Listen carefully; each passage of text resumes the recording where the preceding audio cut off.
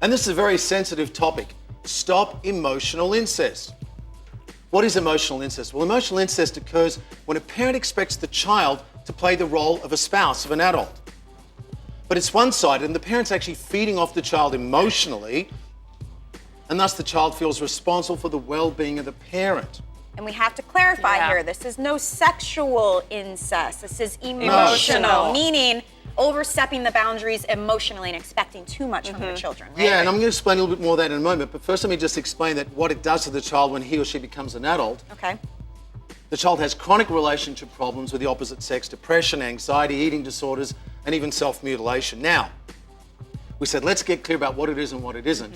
The parent's ultimately using the child to satisfy the adult emotional needs. That means the child can't do that because the child is supposed to be receiving, not giving. So what, like going to your kids for advice or that kind of thing? It can be romance, companionship, intimacy, it can be advice and problem solving, expecting the child to boost your ego, it can be wanting to be best friends, and there can even be sexual tension, although no contact. You know what, it's very interesting because I actually see this quite a bit in my practice. So what do we do about that? And you because used the example too of Miley Cyrus and her father, Billy Ray. At the very least, because we want to be careful what we say, at the very least their relationship is inappropriate and the lines are blurred.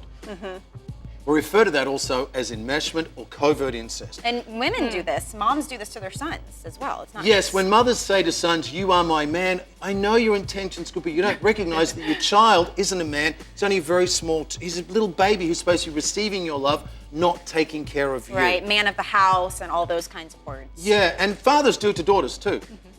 Some dads take their children or their daughters to inappropriate movies.